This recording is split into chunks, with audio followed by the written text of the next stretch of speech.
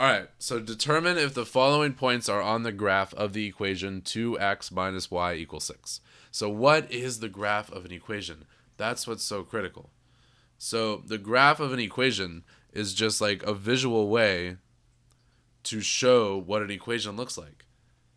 That's a pretty rough example, but I think it's always been hard for me to define a graph because it's more about like you have to feel it. But for this problem in particular, determine if the following points are on the graph. That just means like if the point is on the graph, that's our x value and our y value, and that just means it works for the equation. So if we plug in 2 for x, hang on, I got ahead of myself there. We plug in 2 for x, and we plug in 3 for y. And the question is, I like to do this like this, equals question mark, does that equal 6?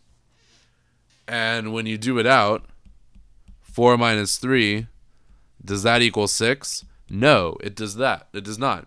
So that point is not on the graph because it does not work for the equation. And then we'll try the next one when we plug in 2 for x. So here that's also plugging in 2 for x, but here they're saying y should be negative 2. So let's see if that works. Minus negative 2 equals 6. Let's see. 4 plus 2, does that equal 6? And then we say, yes, it does. So that point is on the graph of the equation. It is a solution to the equation. Because that's really what a graph is. It is all of the solutions to an equation.